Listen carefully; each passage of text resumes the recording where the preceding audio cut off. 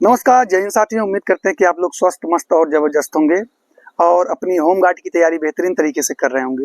दोस्तों, आज की इस वीडियो में हम बात करेंगे होम गार्ड से संबंधित, जो कि सिलेबस कैसे कवर करना है और जो एक कट ऑफ से संबंधित बातें हैं, जिसमें आपका कट ऑफ हाई जाएगा या कम जाएगा। साथ में कि जो आप क्वेश्चन अटेम्प्ट करेंगे, जैसा कि आपको पता होगा कि 100 क्वेश्चन आने वाले हैं और पूरा ही जीएस का है, तो इस हिसाब से कट ऑफ किया जा सकता है और हमें पूरा अटेम्प्ट करना चाहिए या नहीं करना चाहिए, नॉर्मलाइजेशन का क्या प्रभाव पड़ता है, इन्हीं सब बातों पर एक कंप्लीट चर्चा करूंगा। आपको पूरा वीडियो अंत तक देखना है। इससे पहले जो पुरानी वीडियो थी उसमें आप लोगों ने बहुत सारा प्यार दिया और जो आपने कमेंट किया है उसी के आधार पर मैं ये वीडियो बना रहा हूँ। बाकी चैनल पर नए हो तो सब्सक्राइब कीजिएगा, दोस्तों के साथ शेयर करना ना भूलिएगा। दोस्तों, सबसे पहले मैं बात कर लेता हूं, जैसा कि आपको पता ही होगा कि यह एग्जाम जो है आपके 2 घंटे के होने वाले हैं और 100 क्वेश्चन आएंगे। अब हम बात करेंगे कि ये जो 100 क्वेश्चन आएंगे किन किन टॉपिक से आएंगे और आपको कौन कौन से टॉपिक पूरा कवर करना है और कौन से टॉपिक को छोड़ना है। तो सबसे पहले दोस्तों, जो आपका सिलेबस दिया हुआ है, ऐसा नहीं दिया हुआ है कि एक, जैसे मान लीजिए आपका हिस्ट्री है तो हिस्ट्री में पार्टिकुलर टॉपिक नहीं दिया हुआ है, केवल ये लिख दिया गया है कि भारत का इतिहास, भारत का संविधान, भारतीय अर्थव्यवस्था और सांस्कृतिक, ये सभी है। तो इस तरीके से हम कैसे डिसाइड कर सकते हैं पूरा हिस्ट्री पढ़ना है। तो दोस्तों, मैं आपको बता दूं, अगर आप लोग कोई अच्छे से बुक फॉलो कर रहे हैं तो अब आपके पास जो बचे हुए समय है आपको उसी को ही पढ़ना है। नया टॉपिक या नया कोई बुक को नहीं फॉलो करना है। जो आपके बुक थे उसी को ही बार बार पढ़ना है। और अगर आपने लूसेंट, केवल मैं एक बुक जो बता रहा हूं, अगर आपने लूसेंट अच्छे से कवर किया है, 2-3 बार एटलीस्ट पढ़े होंगे, तो कम से कम आप देखेंगे इसमें अच्छे स्कोर करेंगे और स्कोर ही नहीं, आपका फाइनल सिलेक्शन भी होगा। तो हम सबसे पहले कुछ टॉपिक की बात करते हैं जो कि आपको लूसेंट की बुक से अनिवार्य पढ़ना चाहिए और बाकी कुछ टॉपिक ऐसे भी हैं जो लूसेंट की बुक से आपको नहीं देखने को मिलेगा। अब दोस्तों, जो इसका वेटेज है एग्जाम में, कौन सा कितना क्वेश्चन आएगा, ये चीज तो फिक्स नहीं है, लेकिन हाँ, हर टॉपिक से 2-3 क्वेश्चन तो आने ही आने हैं, क्योंकि 100 क्वेश्चन की बात है। ऐसा नहीं है कि पीसीएस जैसा क्वेश्चन आएगा, नहीं, ये 10th लेवल का जॉब है, तो इसमें उसी के हिसाब से ये क्वेश्चन भी आएगा। अभी जैसे हाल फिलहाल में अभी एसआई का पेपर हुआ, इसी तरीके से इसमें भी आएगा। बाकी जो पेपर का लेवल होता है या तो कोई नहीं बता सकता है, या तो केवल एग्जामिनर या एग्जाम लेने वाली एजेंसी को ही पता होता है। हम लोग तो एक अनुमान के हिसाब से चलते हैं, जो इससे पहले एग्जाम हुआ था उसमें किस तरीके से आया था। अब हम बात कर लेते हैं सिलेबस के बारे में, जो कि ऑफिशियल वेबसाइट में दिया हुआ है, उसमें हमें कहाँ से क्या क्या पढ़ना चाहिए, क्योंकि हमारे पास 2-3 भाई कमेंट भी किए थे कि हमें कहाँ से क्या चीज़ पढ़ना चाहिए और ये टॉपिक कितना कवर करना चाहिए। देखिए, जनरल नॉलेज की मैं बात करूं, जनरल नॉलेज बहुत वास्ट है, इतना बड़ा है कि आप पढ़ते रहेंगे, 1 साल पढ़ते रहेंगे तब भी नहीं खत्म होगा। हमें मोटा मोटा पढ़ना है। हम सबसे पहले बात कर लेते हैं भारतीय इतिहास। भारतीय इतिहास में आपको एंशिएंट, मॉडर्न और मेडाइवल 3 प्रकार के इतिहास होते हैं।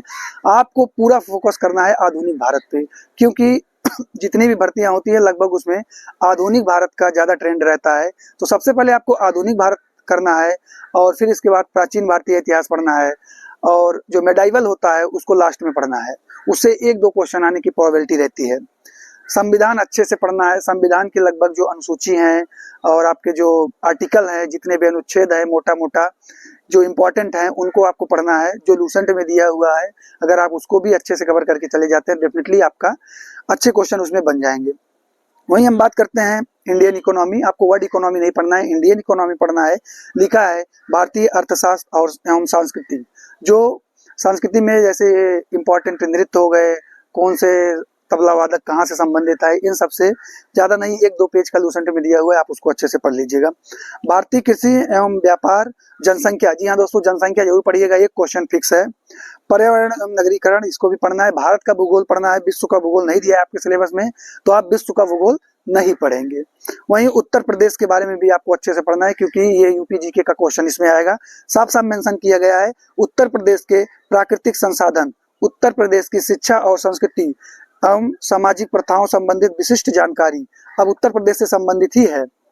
उत्तर प्रदेश में आयोजित होने वाले प्रमुख मेले एवं त्योहार, उत्तर प्रदेश में आंतरिक सुरक्षा व्यवस्था, खेल, पुरस्कार, उपलब्धि, उत्तर प्रदेश राजस्व एवं पुलिस प्रशासन। और इसके बाद में दोस्तों आपको मानवाधिकार, ह्यूमन राइट पढ़ना है। साथ में जो सिलेबस में दिया हुआ है मैं वही बता रहा हूँ।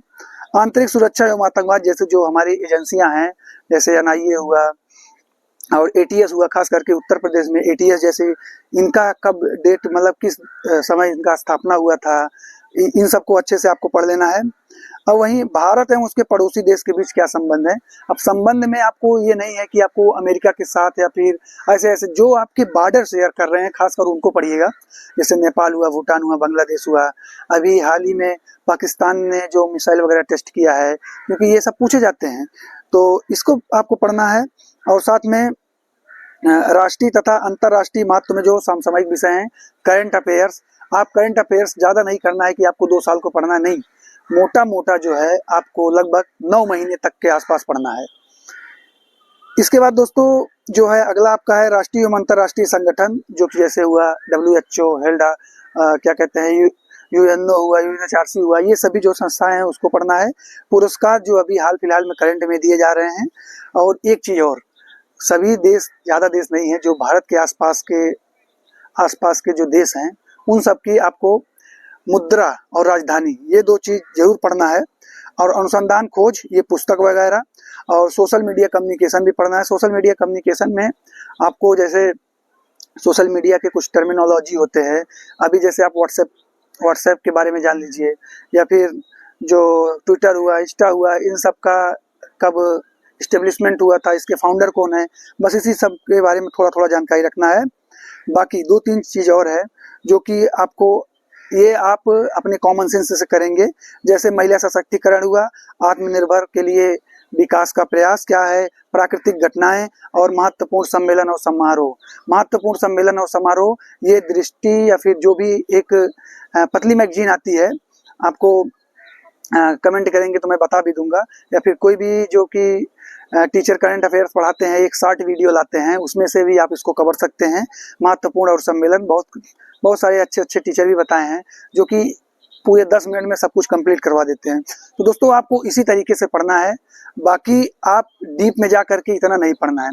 अब हम बात कर लेते हैं कि कट ऑफ के बारे में, जो बहुत से भाई कहते हैं कि कट ऑफ बहुत ज़्यादा जाएगा, बहुत कम जाएगा। तो दोस्तों कट ऑफ जो है पेपर के लेवल पे डिपेंड करता है, ऐसा नहीं है कि कट ऑफ बहुत ज़्यादा जाएगा। अगर पेपर का लेवल हार्ड आया तो डेफिनेटली कट ऑफ हाई जाएगा, और आप ही नहीं, बहुत सारे अभ्यर्थी नहीं कर पाएंगे। अब आगे हम बात कर लेते हैं कि हमें पूरा क्वेश्चन अटेम्प्ट करना चाहिए या नहीं करना चाहिए। तो दोस्तों देखिए, आपको पूरा क्वेश्चन अटेम्प्ट करना चाहिए। अगर माइनस मार्किंग नहीं है तो 100 के 100 क्वेश्चन आपको अटेम्प्ट करना ही चाहिए। नॉर्मलाइजेशन पर इसका कोई प्रभाव नहीं पड़ता है, मैं सीधा बता रहा हूँ। मैंने भी कई सारे एग्जाम दिया है, बहुत सारे क्वेश्चन अटेम्प्ट भी किए हैं। मैंने यूपी पुलिस कांस्टेबल का जो एग्जाम दिया था, इसमें भी मैंने 143 क्वेश्चन अटेम्प्ट किया था। तो नॉर्मलाइजेशन का विशेष कोई प्रभाव नहीं पड़ता है। नॉर्मलाइजेशन का प्रभाव केवल शिफ्ट पे पड़ता है। अब मान लीजिए 25 तारीख की पहली शिफ्ट में जिसका एग्जाम होगा उनको नॉर्मलाइजेशन डेफिनेटली मिलेगा, क्योंकि हर एग्जाम का यही रूल होता है कि जो पहले दिन पहले शिफ्ट में एग्जाम होता है उसका नॉर्मलाइजेशन का लगभग फायदा मिलता है। उसका रीजन यही होता है कि कोई भी बच्चा है या कोई अभ्यर्थी है, पहली बार एग्जाम देने जाता है तो उसको अच्छे से आइडिया नहीं होता है कि एग्जाम कैसे आ रहा है, उसका पेपर कैसे आएगा। तो इस वजह से उसमें उस शिफ्ट में जो है एग्जाम के उस शिफ्ट में नंबर अभ्यर्थियों के ऑटोमेटिकली मतलब थोड़े कम ही होते हैं एवरेज मार्क्स से, तो उस वजह से उनको नंबर बढ़ा दिया जाता है। बाकी और जैसे जैसे शिफ्ट होती है हार्ड आसान उस पर डिपेंड करता है। बाकी अगर और कोई डाउट है तो आप हमें कमेंट करके जरूर बताइएगा। वीडियो कैसा लगे आप बताइएगा। चैनल पर नए हो तो सब्सक्राइब कीजिएगा। नमस्कार, जय हिंद।